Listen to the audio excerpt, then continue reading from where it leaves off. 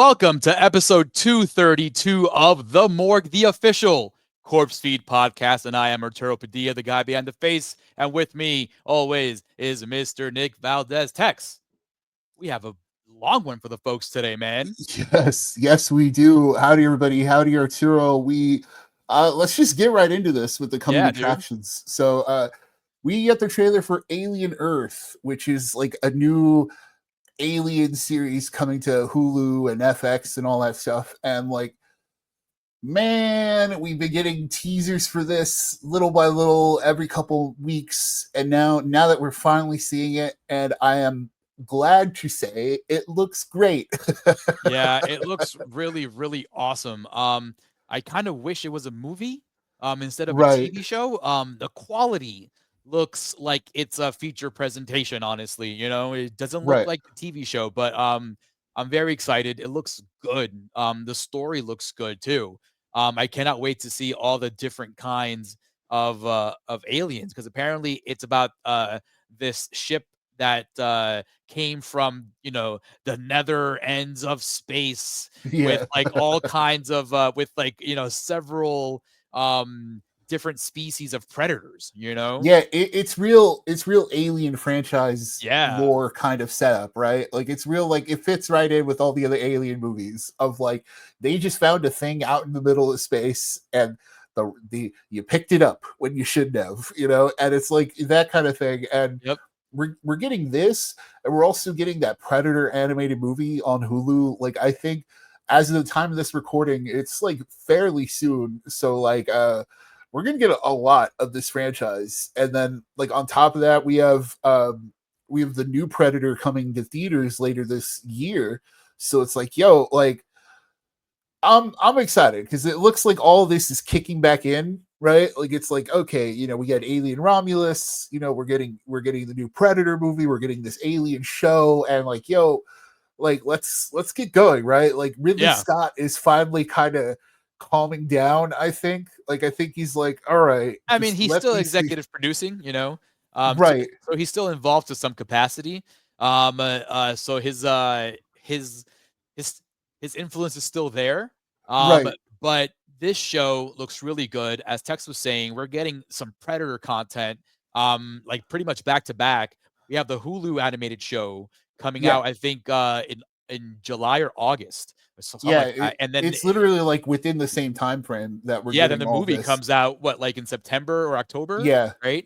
So that's fantastic because I'm glad that they kind of use their brains a little bit about the story and about the character itself. Like in Prey, for instance, we spoke about it. If you go to the archives, we definitely have an episode all about Prey.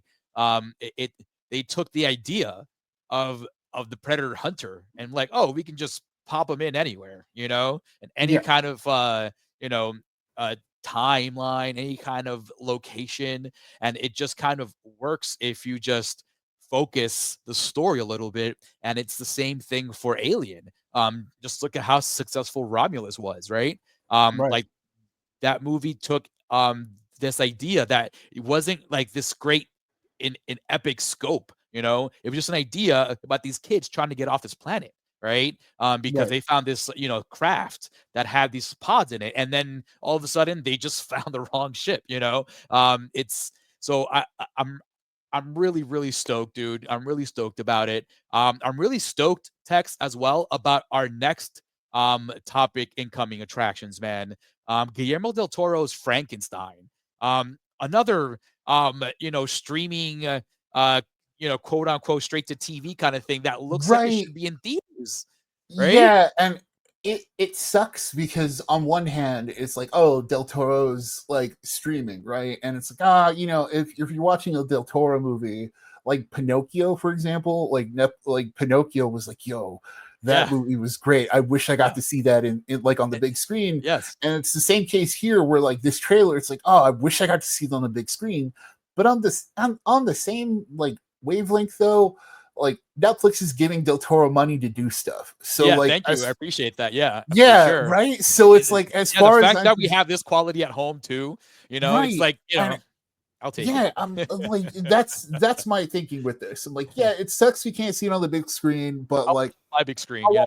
Yeah, I'll watch it on the biggest TV I have at home. You know what I mean? Like it just, and they're giving money to Del Toro so he can keep making movies, which is like honestly, like yes, please.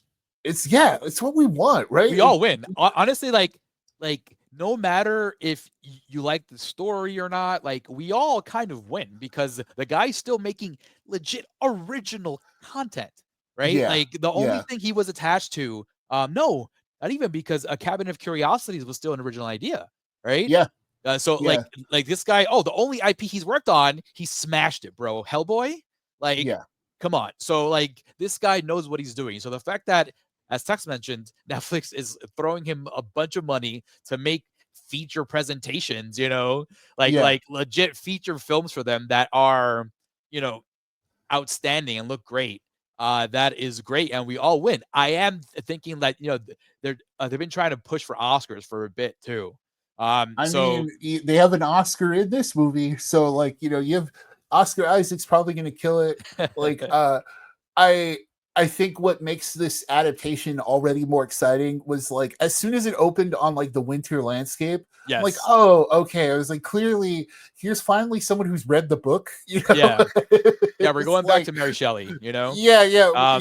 Yeah, Del Toro's clearly adapting the book, yeah. it not like and not a movie version of it. So like, I'm curious to see, and I'm curious to see what like the action scale of it is going to be like, because there is like kind of like a fight scene at the end of the trailer where it's There like, oh, is, okay, but like I would temper my expectations with that, honestly, because that's what I'm trying to figure out. Like, yeah, Del what is Toro is a big gothic horror guy, and I right? think he's going to do his version here, which is going to have it's going to be a little more faster paced, a bit more action involved, as we Yeah, saw at the end.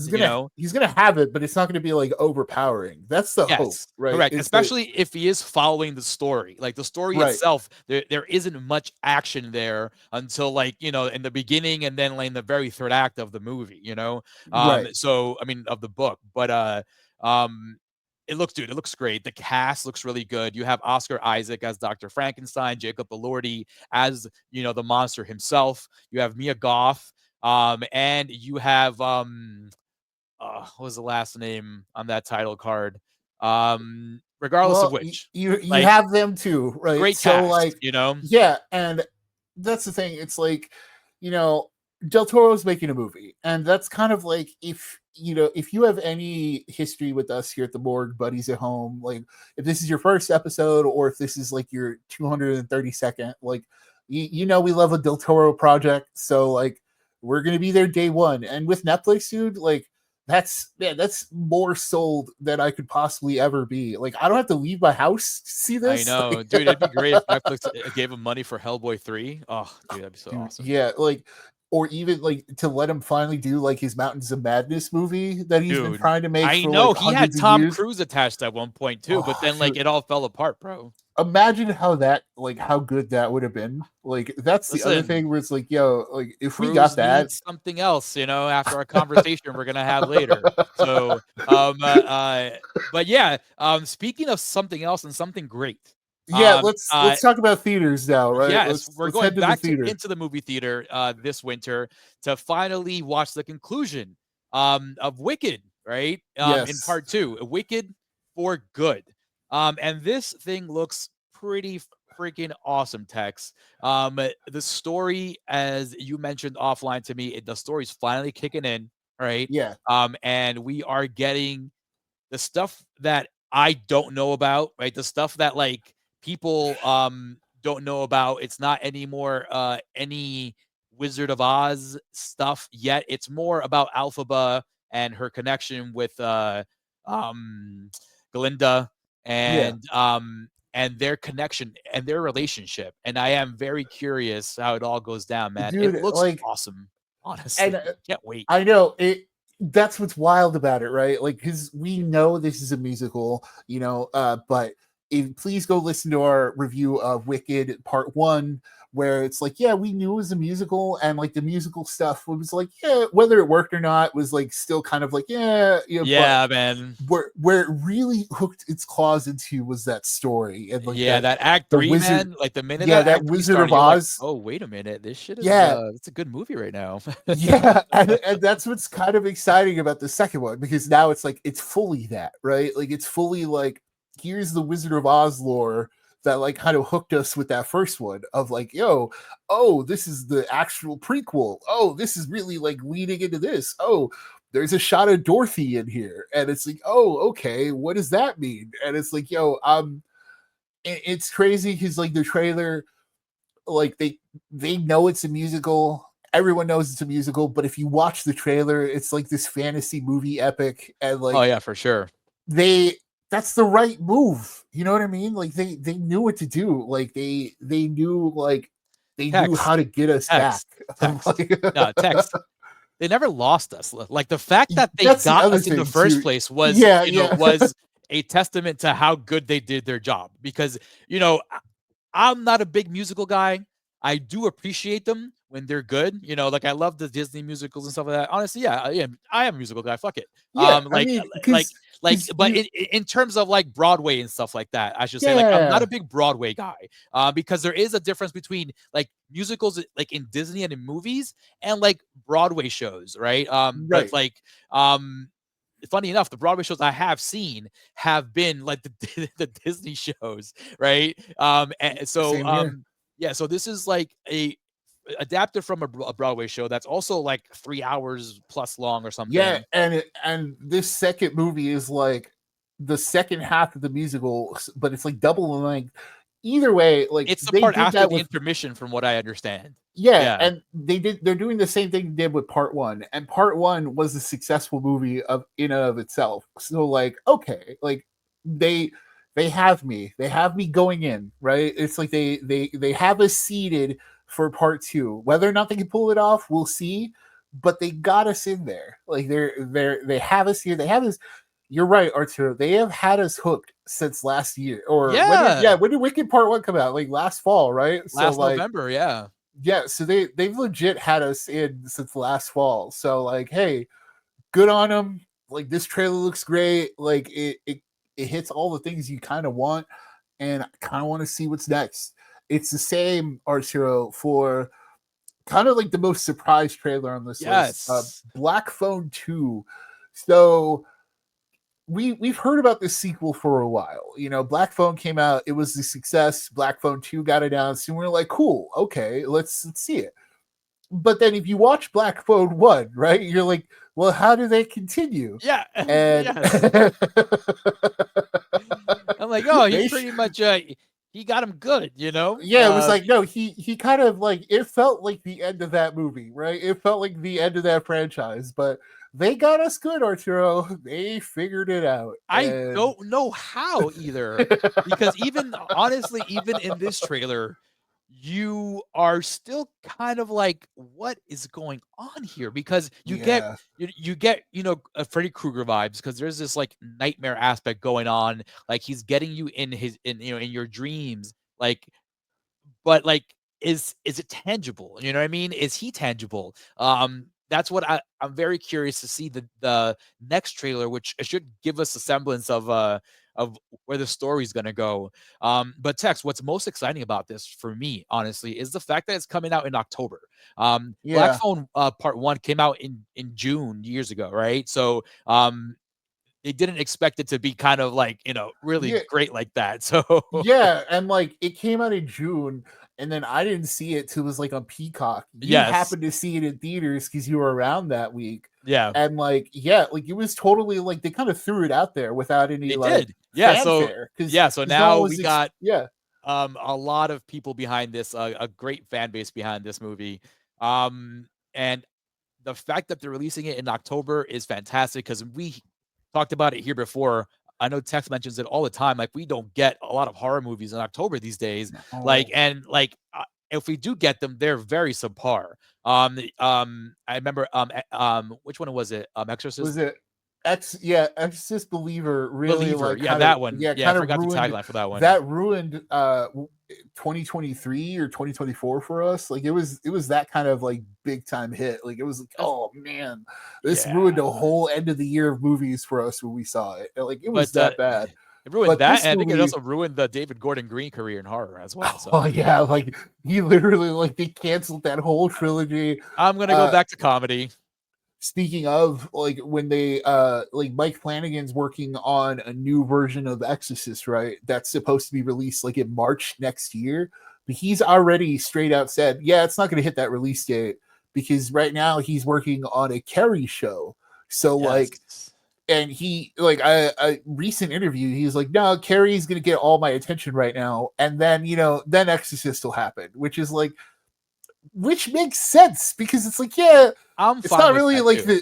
because it's not really like a big deal anymore. Yeah, also because like we keep getting like demonic possession movies and exorcism, like exorcism movies and stuff like that. So it's good to give them some space, especially the actual IP itself. It's good to have some distance there. And but Mike Flanagan's gonna be a busy man for a while because he's coming out with that Stephen King adaptation, Chuck of was Life. it Chuck of Life? Yeah, he's got Chuck of Life coming. Yeah, which apparently, according to some blurbs, it's like the most like the best Stephen King adaptation ever. And which, it's like, which I don't know. We'll have to see. We'll have to see. Dr. But Sleep is Flanagan really good, is a Stephen King homer, so he knows how to. He honestly, like in the best way, he knows how to honestly adapt the work. And which is why he's doing a Carrie show. Which is why it's like, yeah, and this is why he went from Chuck of Life to Carrie to stay in that Stephen King mode. And for as much as we're like, man, keep doing originals, I don't know, man. Like, I guess he knows what he's good at, and there's nothing wrong with that either. Listen, it's like he wrote a script for like the Clayface movie. I think was like also in the pipeline. Yeah, which supposedly DC cast the bad guy from Sinners, the vampire from Sinners. Yeah, I think they were looking at him. I think he's like the closest one. I don't know if they've like fully gone for it yet, but also I don't see why not. Like, go off the heat of Sinners, right? Sinners was like the biggest horror movie of the year. Yeah. So it's like, why don't I mean, I guess in scale compared to like what we'll talk about today, but like, like I'm like, yeah, in terms of quality, maybe even then we didn't get as much horror as we wanted in Sinner, so right. Yeah, we're gonna have to break that down a little better. But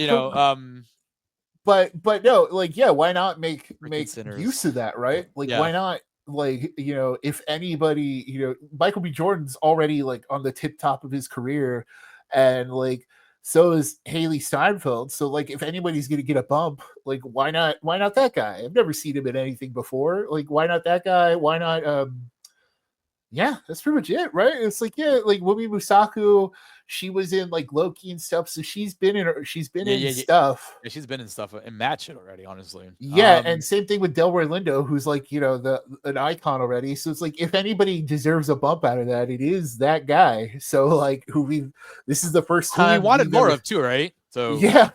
So but just to wrap up Black Phone 2, like, this looks great, man. I hope it works out. Like, I like that they're bringing the kids back from the first one. The entire cast, pretty much, like the main characters are back. Ethan Hawke is back. The brother and the sister characters are back as well. which is dope. Good for Hiccup, because that kid's also at How to Train Your Dragon. I had no idea. It's the same dude. Because it's the same guy. Yeah, it's just hilarious because if you go back and listen to our Black Phone conversation, we were like, "Oh, this kid is talented. Put him in more stuff." And they put him in a big budget movie, and I had no idea it was the same kid because that's how these kids grow, man. It already got greenlit for a second one. And the first one's not even out, dude. Like, goddamn. Good for that kid, man. Like, I didn't even recognize him because he's like grown up now. So like, kudos to him. Kudos to that kid. We'll talk about How to Train Your Dragon when we cross it. So, coming out soon too. Let's see. We'll see if he holds up. Goes. But now, folks, we have a triple feature presentation coming up for you guys. Stay tuned.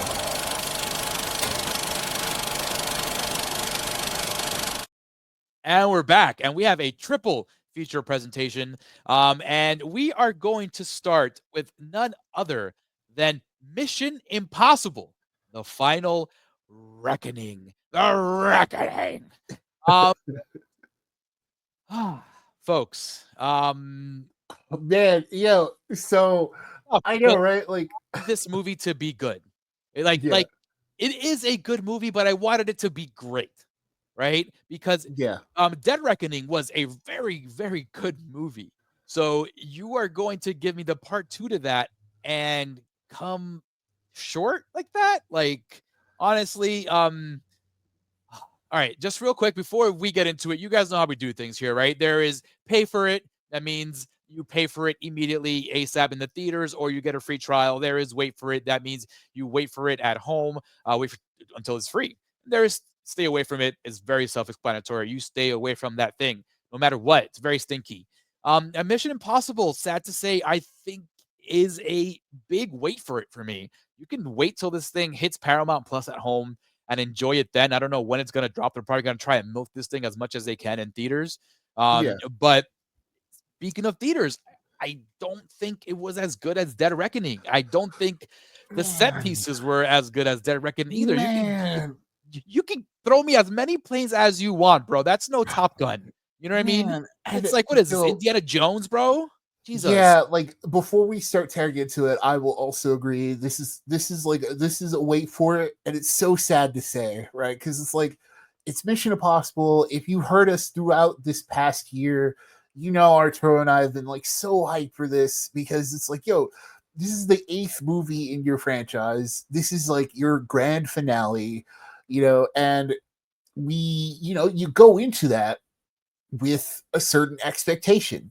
And it's like, is it unfair to the movie to have so many expectations? Yes and no, because it's like, no, because yes, because it's like, you want to go into each movie with like a clean, full heart, clear eyes, full heart, can't lose kind of shit.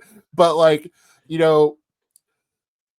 but this is a part 2, this is a part 8, and it's like, we've come to expect certain things, right? Like and this is just the nature of the beast and nature of Tom Cruise, where you hit the ceiling. Like it's law of diminishing returns, right? It's like, how do you top that train sequence from Dead Reckoning? How do you top that? How do you top the helicopter fight? How do you top Fallout, man? Which I think is like probably the best one out of these modern Mission Impossible movies.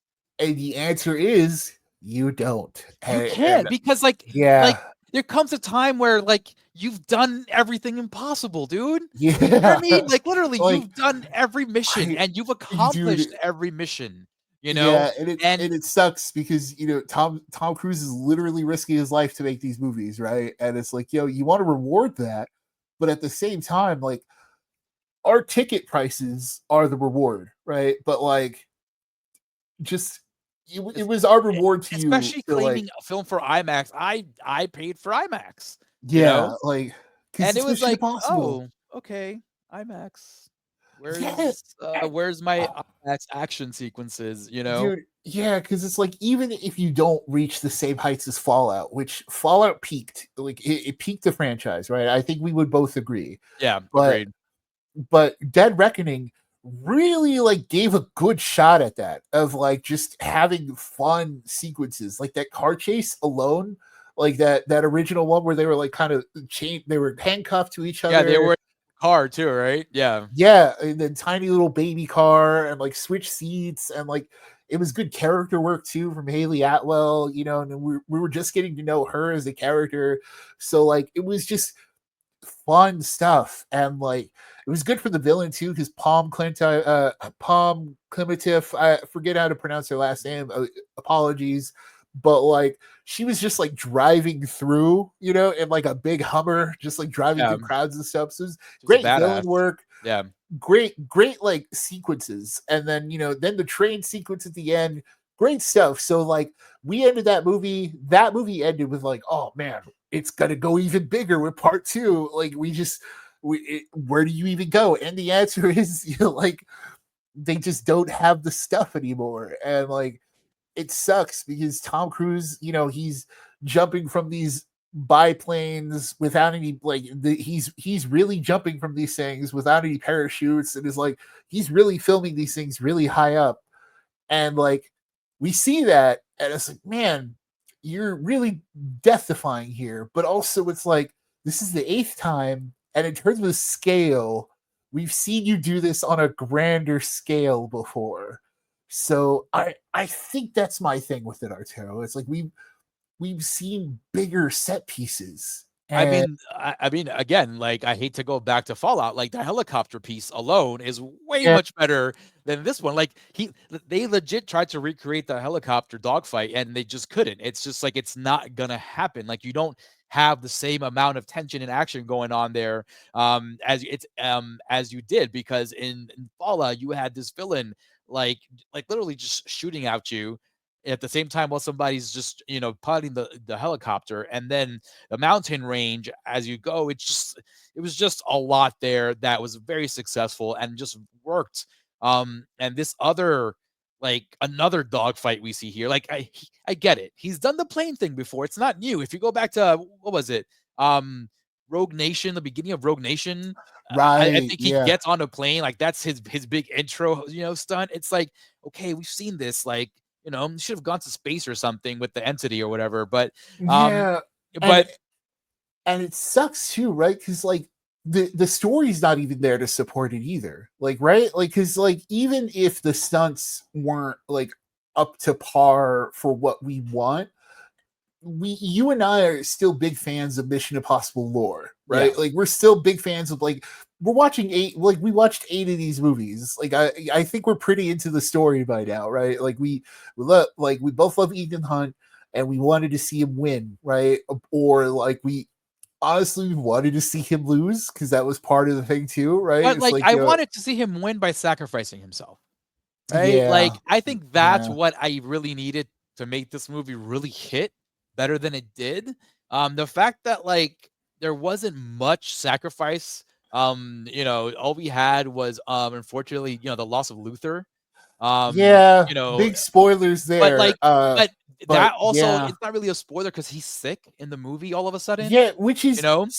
it's super weird, right? Because it's like Yeah, like what? they Like when they did he, like, come on, man. That's not when was it fair. teased? Yeah, like I if you wanted him to be sick to begin with, You should why have did you teased it tease in that in Dead Dead Reckoning. Reckoning? Yeah, why didn't they tease Exactly. that as like because at one point in Dead Reckoning, like Luther, or yeah, he's like, look, I gotta go into hiding to make this thing to kill the entity, right? And that's how he exits the movie. Yeah, But but like but the then reason you for could that have was been like, because, like, he had to go all analog. He had to go old yeah, school because the entity wouldn't be able to patch into any of his work. Like, that's the yeah, reason why he had to go into hiding. So, like, yeah. And all of a so sudden, if you he comes want, out with sick. Like, yeah, what, and man? if you like, that's what I'm saying. Like, if you wanted to make him sick at that point, right? So it's like so we know he's sick, but then he's also do like he can't, like he has to do this, like raise the stakes that way. But he's introduced here as like in a sick bed, like in an underground bunker sick bed kind of thing, with like we with some disease that's unclarified at that point. But he's Is it also made the cancer? I don't know, dude. It's also progressed to such a point where he's like dead, like he's basically gonna die anyway, like But again, within the like movie. again, like to your point, Tex, to your excellent point, like if the timeline here is not like, years later, Yeah, you know what I mean? it's literally like a couple of days. I think they straight up say, like I think they say it's like a few days from like the end of the first movie. Yeah, because Ethan took the key, at the end of the Right. first movie after the train accident. He has the key, so he's hiding because everyone wants this key. You know what I mean? So like days haven't passed, man. And so that's problematic, especially with Luther, who I think is a great character. They gave a lot to Simon Pegg to do, he's fine, but he's no Luther. He's no, Yeah, he's no Ving Rhames. So he's never been a Luther type either, which is like he's it was funny because they introduced Benji as like the new active tech guy in the the tech field, right? guy, yeah. Right? And The like what guy in was the it? Part chair, you know? Yeah, they introduced him back in what was it? Was it part 4, I want to say, right? What was it? Ghost No, Protocol or something like no, that? it was part 3, bro. Was it part 3? Yeah, it was part 3. Remember, he had to trace the phone that Ethan was on, where he had to, Oh, find Owen right. David. And He was running all through China. right, and that's how he Yeah. gets wrapped into it. Right. Okay. Yeah, so they introduced him as like the new man in the field, you know, because Ving Rhames wasn't about to do all that activity, right? But like, They wanted more then money. they, yeah, and then but then you have Luther in the team anyway to do like the other half of the hacking, and Yeah, like, but then also like in this film to bring him back as like, you know, because he is like Ethan's emotional core. He really is. agreed. Like Yeah, in all the movies, he really like there really usually is a scene where he straight up tells like he's like the voice of reason to Ethan. yeah, Like absolutely. when Ethan's on the edge, he gets a speech from Luther who like, you know, and this is why like in this final one, it does hit like his the death of his character does hit in Yeah, that it way does. because Yeah. you know because you do get a speech at the end, you get his final like big speech to Ethan, Oh, and yeah, you yeah, do. and in that point where I was like, oh, like that I was feeling like that's what the Yeah. story, but it's just like it feels so random, right? Like it's because of the sick part ahead of that too. Like Yeah, he like was the sick just part, like I don't like the sick part. I'm okay with him sacrificing himself, right. spoilers, whatever.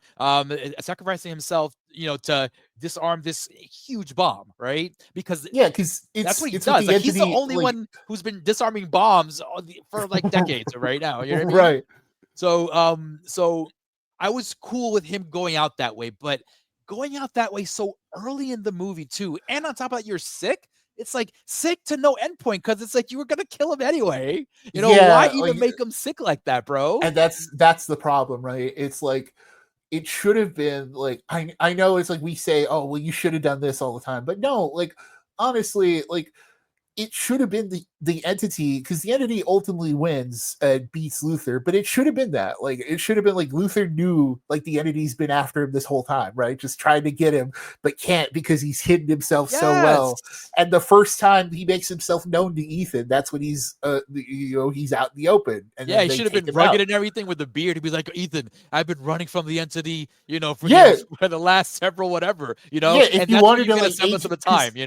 yes, because if you wanted to age him up and kind of make him disheveled, like that's how you do it, I right? mean, You Big don't, Range is an old man too. It's not like he's yeah, young. He could have just easily he, gone gray for a little bit. and which is what they did, but they made it seem like he's been sick for a couple of days, and like, yo, what's going on? And it sucks too because like the story kind of got out of control too in terms of like what the entity's doing. Yeah. Yeah, it I really kind became of I kind of like stopped caring a little bit about the yeah. entity.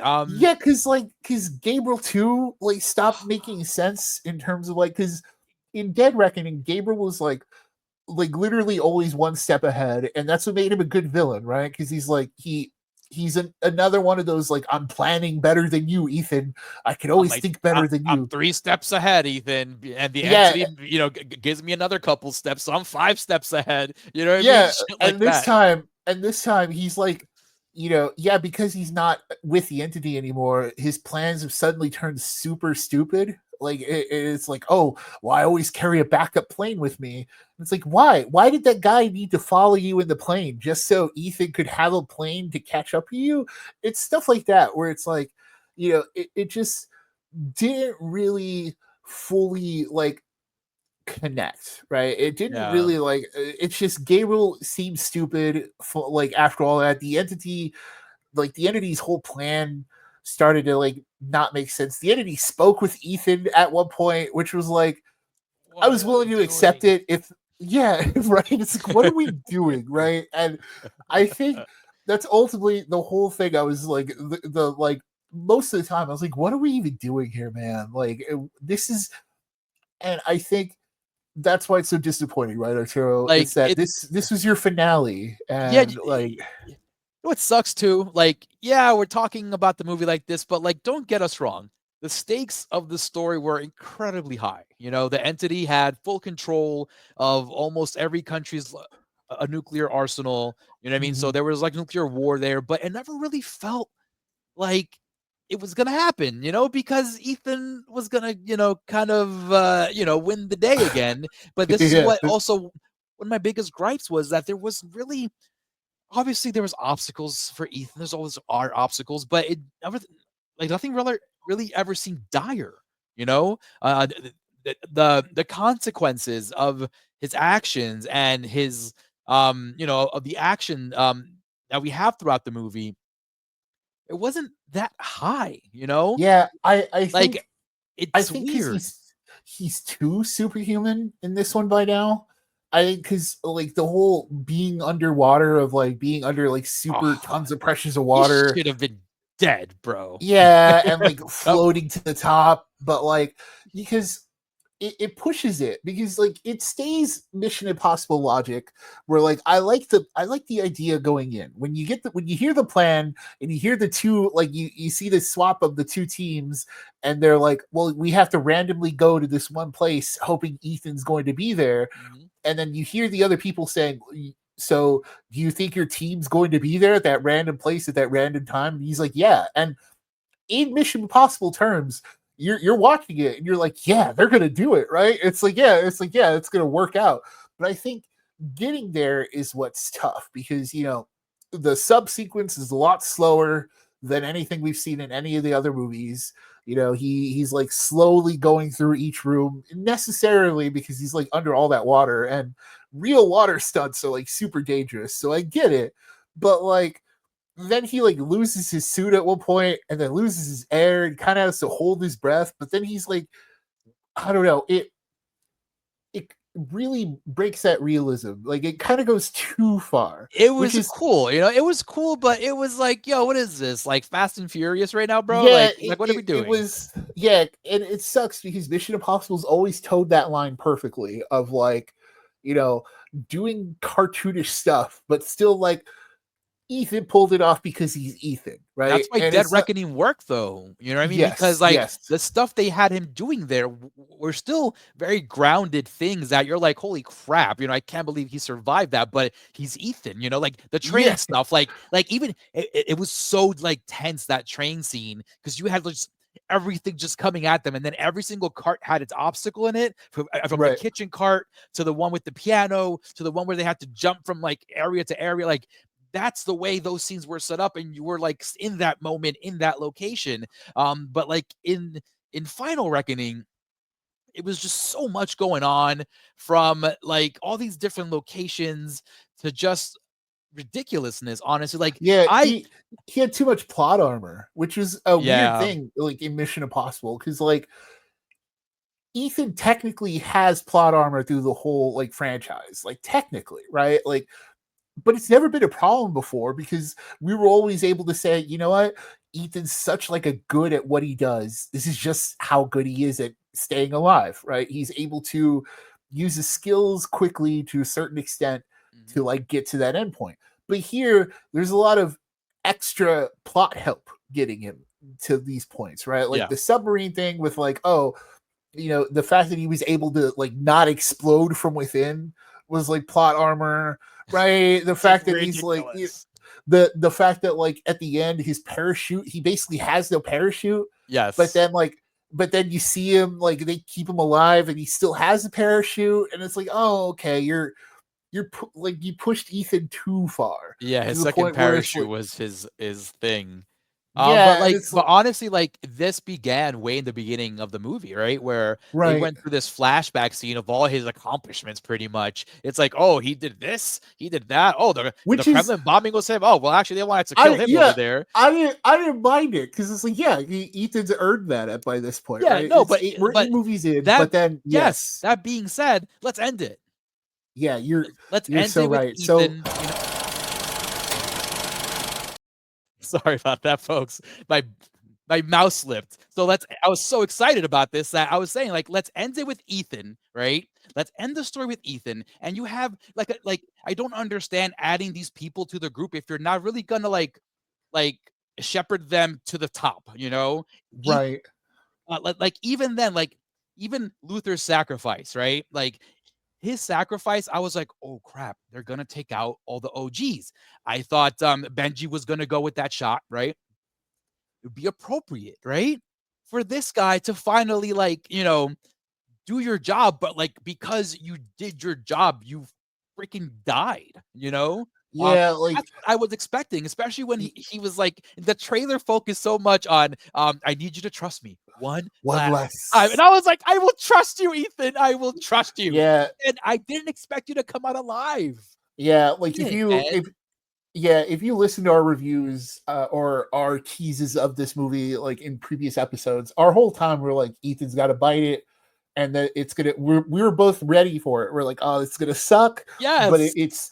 it's the ultimate way for these. Like, it's the only way these movies can end, right? It's like he just kind of needs to, because the alternative was that he's just going to work forever and Like, he's going to go on missions we'll never see, right? dude, And even like honestly though, like even back to Benji when he got shot, like this guy lost mad blood, dude. He should be yeah, dead. And on top of that, like he did his job as the agent, right? He guided Haley Atwell's character to like figure out how to splice into that thing so they can capture the freaking thing, the entity in that hard drive cube like thing, which was like weird. But yeah, well, yeah, and that's the funny thing is like that's the one thing I didn't mind. Like I did like that they ultimately used her pickpocket thing to no, like this that was is cool.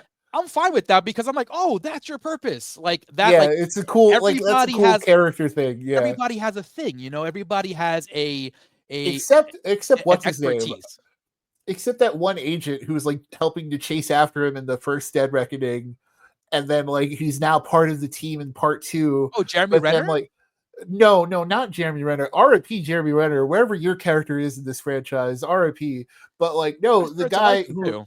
no, the guy who was in part one, who was with Shea Wingham in I think this is his name, right? Shea Wingham, who has his own story in part two, but it's the other agent who worked beside him, and then like he gets wrapped up into it in the opening like mission. Then he becomes part of their team, and at the end he's like, "Well, I've got nothing to do over there, so I'm gonna stay over here with the with the Oh, the bomb." Or helicopter guy, right? yes, yeah, where he's like, "Yeah, I've got nothing to do over there, so I'm gonna stay over here." And like Yes.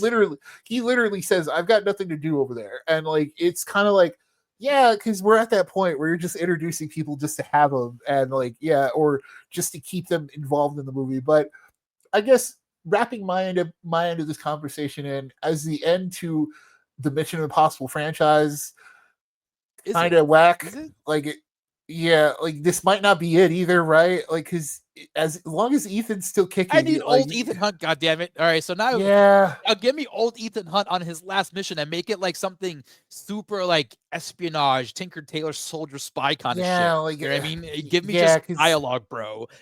Give me I black bag, bro. yeah, I don't think that's the thing. Like this should be the end because especially because it's like you kind of farted it out, you know. But like I don't know, man. If they make another one, okay, we'll see where it's going. You Go know. watch Fallout, folks. Trust me. Yeah, go watch Mission Impossible Fallout. Yeah, honestly.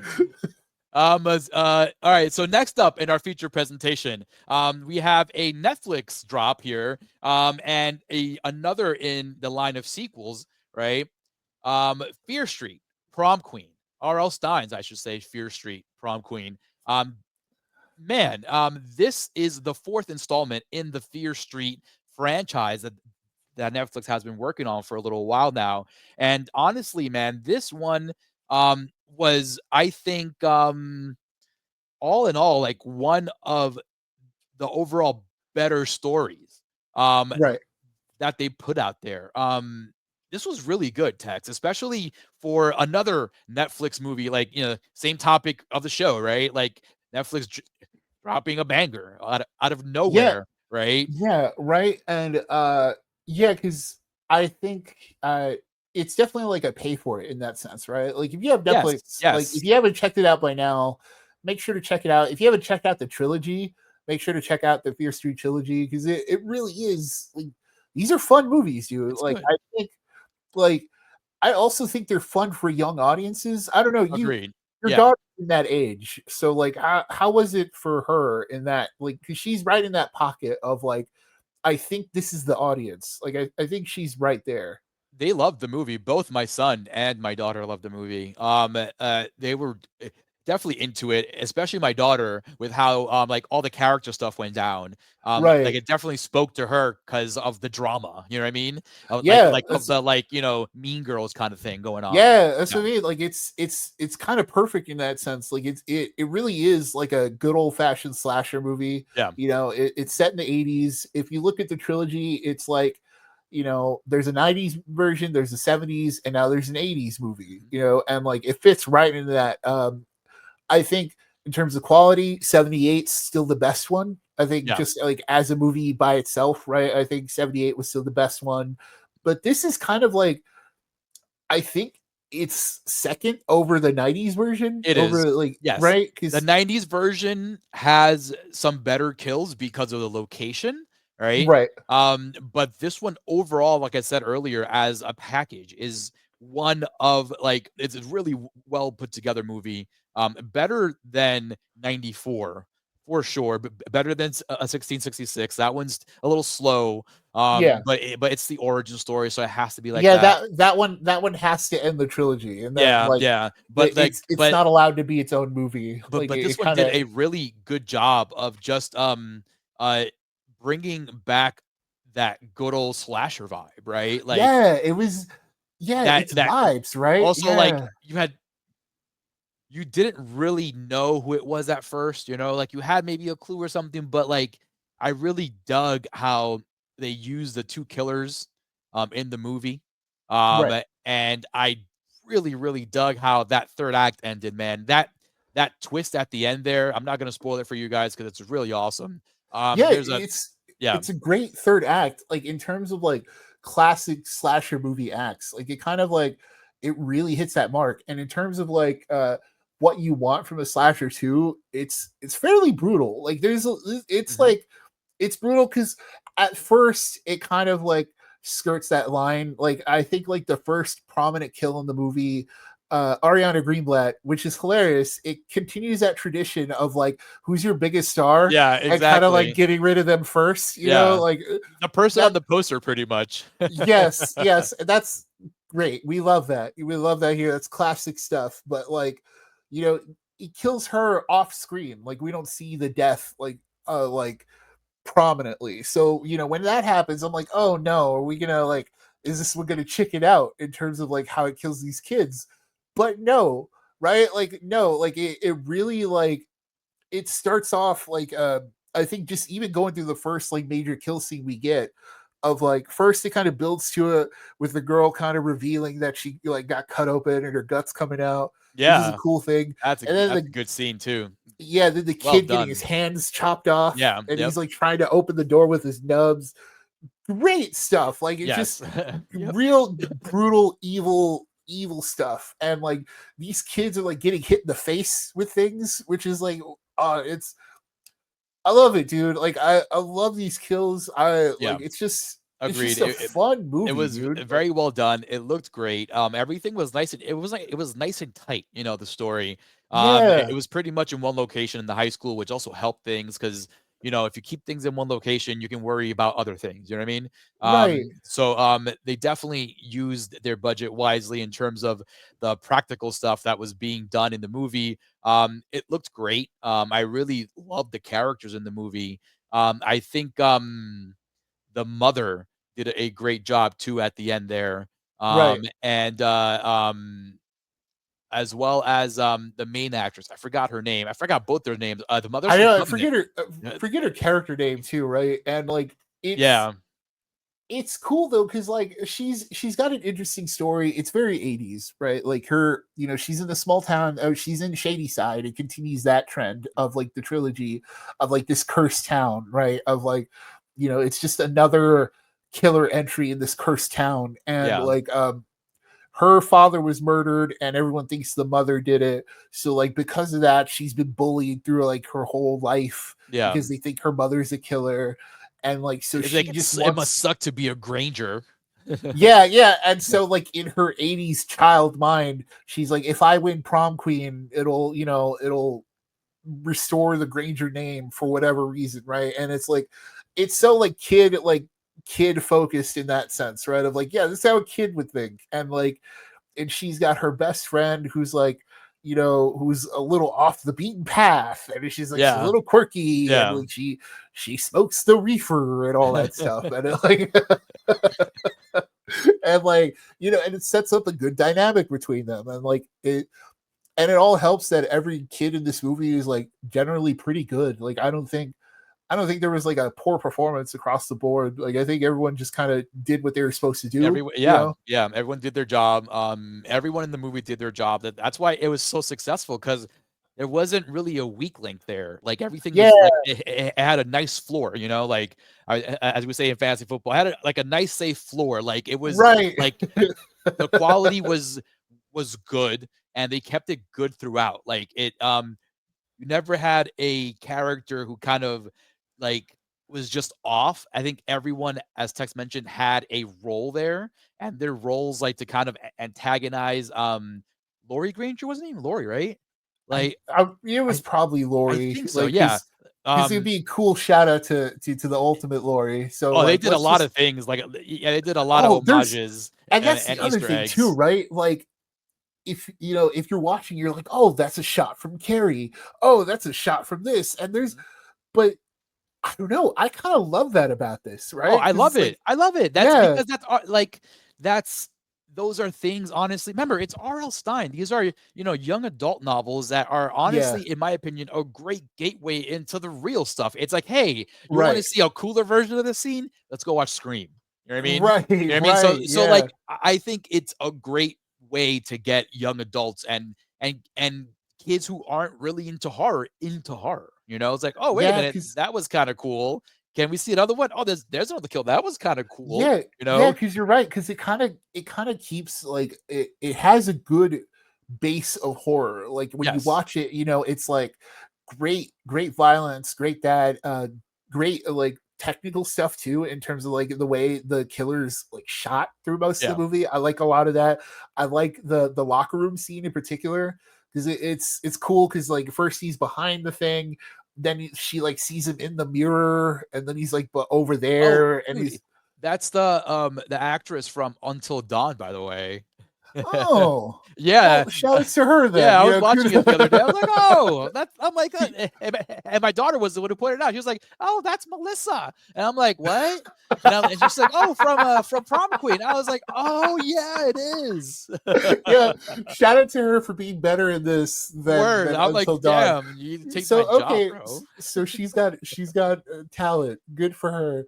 But like the killer was well designed. I like the red coat. I liked all that. Yeah. I like a killer who just does whatever. Like, and then by the time we get to the third act, there's like a full bloodbath, which we always enjoy, right? There's a Yeah, it was full just like, like, "Yo, you're in my way, you're gonna get freaking killed." I was like, "Oh, man, they're going yeah. for it legit." Yeah. But at the same time, like, oh yeah, good soundtrack too. I love the good synth Yeah, good soundtrack. needle But drops like, for sure. but even with all that, it was still kind of goofy. It was still kind of like light and goofy, right? Like they still had some moments like the dance off where it's Yeah. like, this is so like cringe 80s, but like I know. It was like, "Oh, that's so cringe," but it's so 80s about it too, yeah, it like, just how are we works, gonna sell man. our differences? A dance off? Yeah, Duh, yeah, you know? yeah, it just works for what it is, and like it's just a fun like it's a fun movie that doesn't take itself too seriously, but takes itself seriously enough to that it can still provide good horror and provide good kills and good fun. Yeah. And yeah, like definitely check it out. Definitely like big recommend it, I think. Yeah, absolutely. I think also, like, if you have nothing to do, there's, like, 4 of these things you can watch that will Oh actually yeah, satisfy you, you know? yeah, I think if they keep this going, listen, what we haven't had a 2000s one yet, right? There's yeah. 2000s and there's Or 2010s and like 2020s, yeah, they haven't done a modern day version, so like but also a they 60s, can't. a 50s, right? Yeah, that's the thing that sucks is they can't because if they got rid of the curse in the 90s, then like maybe they can't do So screw it. 2000s and stuff.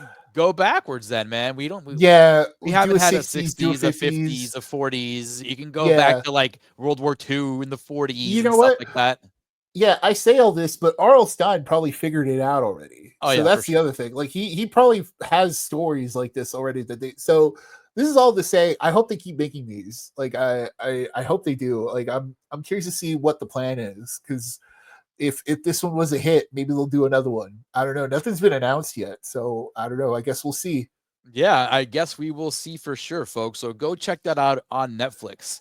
Uh, Next up and last but not least, the headliner of this triple feature presentation is the Philippou brothers are back, and they brought with them Bring Her Back. Yeah, it was like they're Yeah. they I was brought like, "Oh, her that back. works. Let me keep going." Yeah. But folks, the creators and the writers, directors of Talk to Me, which was our toe tag winner and our Goldie winner of best movie, I think, of 2022, um, Yeah. uh, are back, folks, and they have another incredible, fascinating, dark horror story for us with Bring Her Back. And the trailer, I'm so glad that the trailer was just so smart and not really exposing anything at all about this story. They were like incredibly smart about showing just little tidbits here of exactly what we want to do, and exactly what they want the audience to feel and to see. But man, what a movie! Just like Talk to Me was, this was quite the experience. And just off the bat, I'm going to tell you folks, it's a pay for it. Go Yeah. to the theater right now. Go watch this movie. It is my favorite horror movie of the year, and I think it is an incredible story. In terms of just drama and horror and just violence, and my goodness, folks, go watch this thing. Tex, what are your thoughts, real quick, before we really break No, this thing down? 1,000% agree, Arturo. Like it's bleak. It's like it's really sad, but it's got some hope in it. Like it's got family drama. It's that I think what's funny about it is like when I walked out of it, I texted you immediately. I was like, "Oh, that felt like a horror drama, like a Yeah, more so than like, you know, because yeah, it is horror, but it felt like no, there's some real character yeah, drama in here, which absolutely. is It's like, yeah, it's and character I driven, think 100%. yeah, I think Yeah, that balance is so hard to do in horror, right? I think we've only seen successful versions of that in like Presence from earlier this year, yeah, of like, you know, Presence, maybe, you know, it goes all the way back to blanking on the name, Hereditary. Like yes, it goes back to movies like that where it's like, oh, like there's some really strong character drama here, and then there's horror. You know, it's like, oh, and then you like you up the ante with horror because like throughout the whole thing, there's this ominous dread that just hangs yeah, over it. Like it's yeah, so it's just like Talk to Me in that sense, right? Of like, but with Talk to Me, they're two completely different. I wanted to get your opinion on this too, Arturo. Like, sure. I was trying to compare the two Mm, because I was like, well, is this one better than Talk to Me? Is it worse? And I was really struggling to to find an answer because they're so different. Because Bringer, like when yeah, you look at Talk to Me is a little like it's a little faster in terms of like it getting you is. It to is. into like the theme, right? Getting you into the horror thing itself. Like it gets you right into it. But with Bringer Back, it does more of like, yeah, you like it really starts out with like this like terrifying imagery, and Yeah, you're like, whoa, okay. You're like, oh, whoa, we're starting out strong. But then it's like, no, we're gonna build to that eventually. And it's like, oh, okay. And it kind of keeps you on that line until it like really starts playing it off little by little and like building up. So like, I don't know, like what do you think on that, Arturo? Like between the two, like I'm struggling to like find an answer. I don't think I have one of like which first one's better. off, it's, they know how to start a movie, man. Like, even in Talk to Yeah. Me, they started with the brother slashing the throat of the other, just slashing his own throat. Remember, Yeah. it's a guy like I'm at a party who's Yeah. gone crazy. The guy just slit his own throat. So like off the bat, they grip you, you know. But as Tex mentioned, Talk to Me is definitely faster paced because it is always at a party, and then there's montages about like with the kids using it, so there is a different vibe going on there, and then it gets kind of serious, when the kid tries it and then he bashes his face in. But like in Bring Her Back, it's a slow burn for sure, getting to that climax, but it's a slow burn that's just lit very well, you know what I mean? Yeah, that's the thing, Like right? It like constantly feels like it's yeah, going because off, like right? you're always, as you mentioned, Tex, there's always a sense of dread. This is really bad vibe going on. And like we as the third person, we see what's going on in this world and we're like, yo, this is kind of fucked. You know what I mean? Yeah. And then, there's things that happen in this movie that happens to these characters that you see, but they don't understand what's going on. And we as the audience, you're like, oh my God, I can't believe this is happening. So the movie kept you engaged even through the slow burn because these characters was just so fascinating, and you were kind of trying to figure out what is going on, what is going to happen next. And as the story unfolded, as we got more exposition on exactly what is about to happen here, you're like, holy crap, this is wild, wild, Yeah, wild, wild. yeah. And So like once you see exactly what the deal is, like it's it's not full force like in Talk to Me.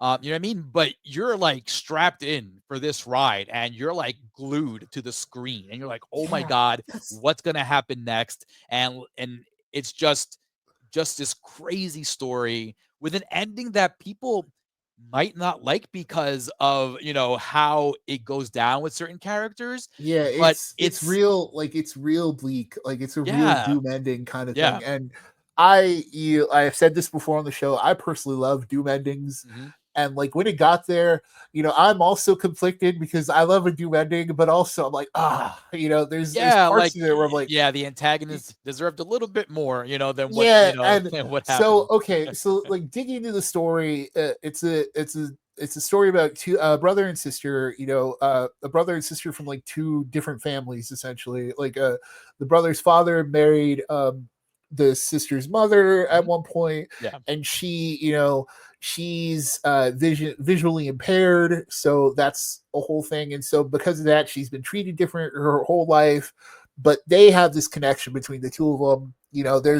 There's hints that he kind of abused his sister in the past, but then when we get the reveal of why, it's like, no, he just hit her once because he was like jealous of her, like because she was getting attention. And yeah, real kid stuff, right? But like then you find out even more, right? And then like, so the whole thing kicks off when their dad like suddenly dies in the shower. yeah, He slipped and fell, and like that was it. But then like there's this whole, then they have to go with this foster parent, and they don't want to separate it because he in 3 months he'll be 18 and be able to like get like basically be the legal have, guardian. yes. Yeah, And but then once they get to this foster parent, they figure out something's a little off, and that's basically the movie. And through the whole movie, this foster mother, she's just trying to like separate the two of them for some insidious reason. But mhm. then she's also like got a kid locked in like her room. But then this kid's a little, this kid's a little off. A So you're little like, off for oh, sure. what's going on? And What's then, going on with Ollie? yeah, and like, and then like it gets to a point where he's like he finds out he's wetting the bed, but then you find out why, and it's Yeah. like, oh, and Oh, there evil stuff, man. that's what I'm saying. Like, I want to dig into the story like more detailed here, but at the same time, I think like for this conversation and for buddies at home, like I think it's better off if you experience it yourself. It's Yeah, kind of like, because it is a slow burn, but like there's always something to like keep your attention. Like it never feels like it's like the fastest slow burn I've ever seen, kind of, right? yeah, This movie's still like 90 something minutes. So like yeah. it's It's short. slowly building, but then like every now and again you'll get a moment where you're like, oh, there's a lot of Yeah, like, there's a lot of moments where they definitely take advantage of a jump scare tactic, if you will. yes, Like whether it's through a fight, whether it's through just like, a character beat, it really kind of does the job of keeping you in it. Like just keeping you within this vibe, keeping you within this headspace that these kids are in, because it really is this like evil woman who's trying to do some kind of witchcraft stuff, yeah. to like pretty much um uh Yeah, she's you know trying to what? bring back her own, like, so we'll spoil that Yeah, sense. yeah. So like she's doing something that she's watching footage of like these people in Russia like doing some kind of spell to like bring someone back from the dead. And Yes. so the movie starts out with that footage, so it's like immediately like you're like, whoa, like what's going on? But then you see her watching this footage throughout the movie, and like she's trying to bring her daughter back, and like over the course of the movie you see she's already done some kind of spell to like the kid she already has there, and then like it starts to basically get more intense from there. You figure Yeah. out why she wants this girl in particular, and why she's like what she's actually doing to accomplish that. And it's real dark, but it gets to such a place where by the end of the movie the antagonist doesn't get everything she's deserved, and she gets There's kind no of like, there's no total comeuppance there, right? yeah, she gets a comeuppance, but like also it's like it's not really as much as like I just as a sicko freak, like as I would have wanted, right? Like Listen, as a parent, even like myself, yes, I'm like, this yeah, woman deserves a heck of a lot more than yeah. what she got, you know? Like when you're watching the movie thematically, it all works, right? Like it's like artistically, you're like, yes, that is the right choice. You're smarter than I am because you got to that. But at the same time, part of me is like, oh, damn you. Yeah, I'm like, but that's it? That's it? Yeah. And like, what, you're gonna go and then like it's the way it happens too, you know? Yes, that's what Like it is. Yeah. she chooses the way, which is annoying, you know? Yeah, I'm like, it is. what? She chooses her fate essentially when like shit hits the fan to such Yeah, an extent that yeah, when she she knows can't. she's, when she's completely just like fucked. She's like, all Yeah, right, let me just, and let me just it's a real coward move. It's like, no, you cowarded your way out instead of facing your consequences. You But know what like I all mean? that said, like it works with the story, like Yeah, it that's what I works mean. with the vibes Thematically, and the theme yeah, of the story, thematically, narratively, because it all works. as Yeah, Tex mentioned, like it is a drama, and it yeah. is a familial drama on top of that. So you do get a lot of, you know, this mother, daughter, father, daughter, father, son kind of relationship dynamic stuff that gets thrown into there. And I think it's extremely well done. The Philippou brothers, like, we saw them do it with the characters in Talk to Me, where they had this really cool friendship and this cool Mhm. dynamic among them. But he did it even better in this one, with the brother and the sister, with the relationship that Yeah, they had. It was just really well done, really dynamic. I really loved it. they're really good at characters. Yeah. I think Yeah. like from what these two movies have shown us is not only are they good technically, like just there's a Oh, lot of yeah. cool stuff in this Yeah, they're movie really good that it's technically for sure.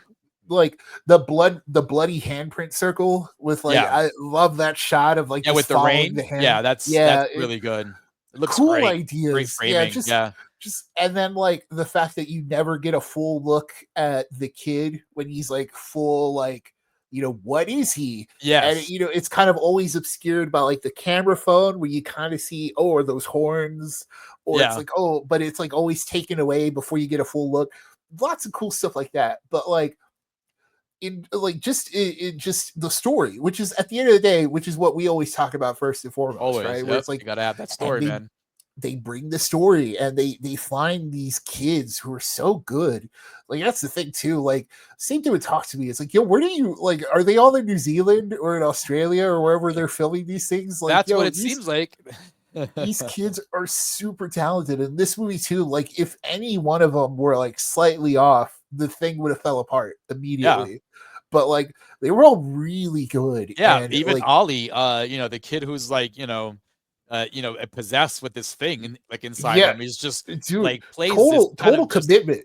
oh, Yeah, yo, wild commitment. Like the things that this kid does is just crazy. And they wrote this character to be just this hungry kind of demon who just needs to feed kind of thing. So yeah, there's a point in the movie where you see Ollie eating anything and everything in front of him, and it's just like, yo, what? It's yeah, crazy. it's From yeah, a countertop to a knife.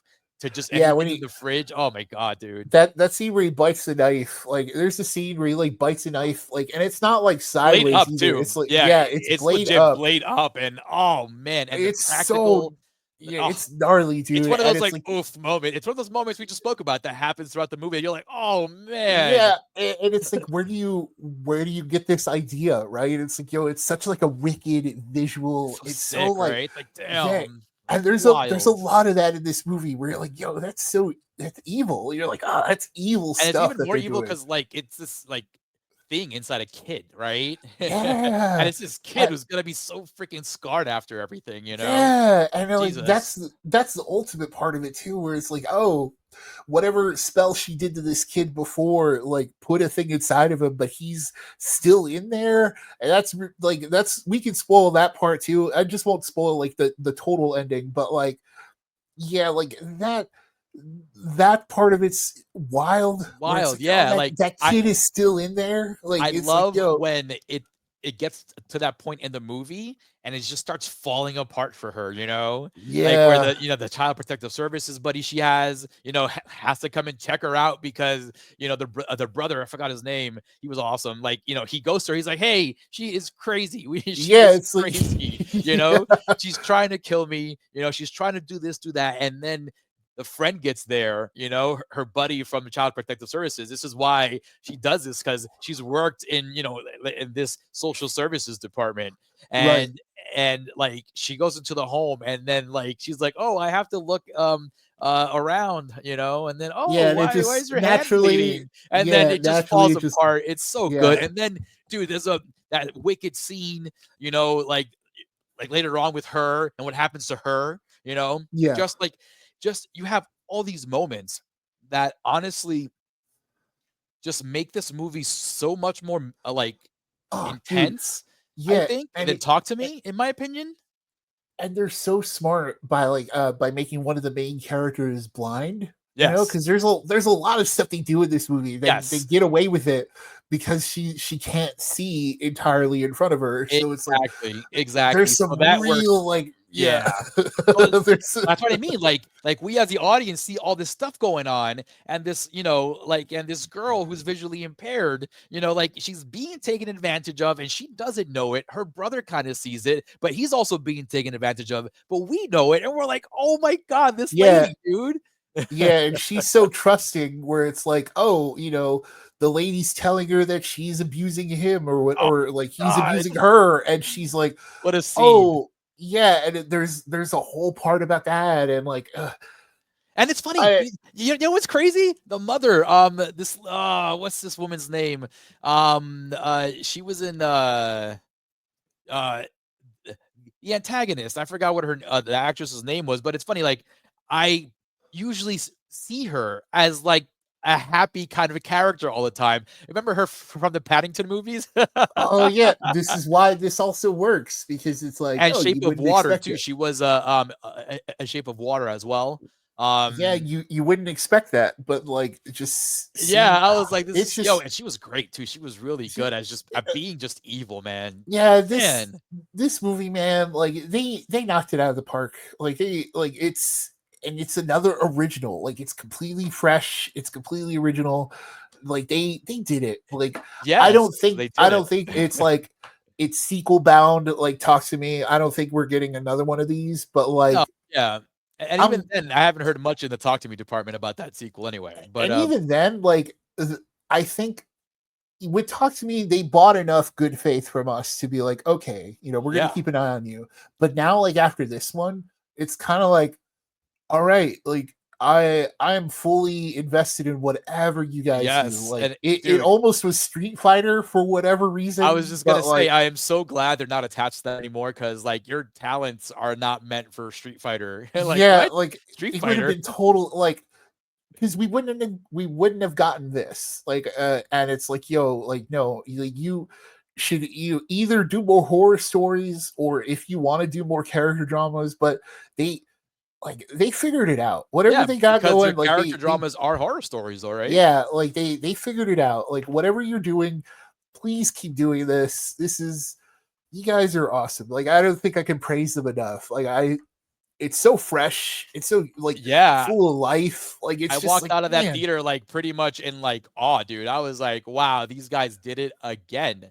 And it was just really, as you mentioned, tech, it was just fresh, right? It was like, oh Yeah. my god, like wow, what a Yeah, movie, like this is it's like, yo, this is the future of horror. You know it what I was the same mean? thing with Like, Presence, right? Where you're like, oh man, like yeah. what a movie, you know? And they're few and far between these days. And it really is it really is something special because in a world full of intellectual properties and sequels on sequels on sequels, and properties trying to get like brought back to like for instance, Blumhouse just bought the rights to Saw, you know, from Lionsgate, which is wild. After 10, like they Yeah. literally just stopped them. Like they like Lionsgate was like, nah, Well, Saw 11 wasn't working, they're so they just coming stopped back. making You it. know what I mean? They're coming Oh, back. So, in a poor world, Tobin Bell, you know. I know. It's like I just don't want to play a he game anymore. yeah, he barely made it through Saw 10, man. And Oh like, man. yo, But also like, so yeah. W- with that said, and my point being, like, in a world full of all these intellectual properties that are trying to get squeezed until the very last drop, you have these two brothers creating absolute, like, you know, cinema and yeah, great stories. And my goodness, you know, just let them keep doing their thing. Like, these are the yeah. next Cohen brothers, you know, like, this is Yeah, like, you know, whatever they my want to God, do, like whatever they want to do, you know, if it happens to be Street Fighter one day, you know, why not? Like if they do an IP, I'm sure it'll be great. I really hope they just keep doing more give originals them though. Like Nightmare on I Elm Street. that's the thing too, right? If they do an IP, let them do like something they can really go all out for. Nightmare on Elm Street. It would be Nightmare because that's the only franchise I could see Everything else them is a like. slasher, bro, you know? Yeah, yeah, like it's just so And The good, Exorcist just man. got picked up anyway, so you can't have that one. You know what I mean? Yeah, But they Nightmare on need Elm something where Street, they like, can. that one out of especially out of that one, like, Freddy Krueger needs, you know, a nice revamp, and everyone's gotten Yeah. one. You know, it's time for Freddy Krueger to get his, who's not freaking, Jackie Earl Haley or whatever his name is. It's terrible. Um, but yeah, like, I really love what these guys are doing. A lot of praise and kudos. We're definitely going to be talking about this again, come January when the Goldies come out. So Yeah. expect to hear more about this. But that being said, folks, go watch Talk to Me if you haven't. I know it's streaming on Max now. Go check that out. Go check out Mission Impossible Fallout and go check out Fear Street. The whole trilogy, the whole all four movies, I should say, are on Yeah, Netflix. honestly, Go what do you check got to them all lose? out. Yeah. It's great TV for the start of the summer, because there's going to be a lot more content. So get this out of the way first, right? And then we'll tell you what to watch later after that, folks. All right. And remember, folks, this has been episode 232 of the Morgue, the official Corpsefeed podcast. And once again, I am Arturo Padilla, the guy behind the face. And with me always is Mr. Nick Valdez. A big shout out goes to Delvirus for all the artwork you have seen throughout the years. And a big shout out goes to you guys for listening. We have 231 of these things for you wherever you get your podcast streams. And also go check out the Morgue on YouTube. Go like, subscribe, and share there and hit the bell. That way you can see whenever this video drops on YouTube. Go check us out on the socials as well. Go like, subscribe, and share, and all that fun stuff. And once again, thank you so much for listening. And remember, folks, it is a scary world out there, but we are here to walk you through it.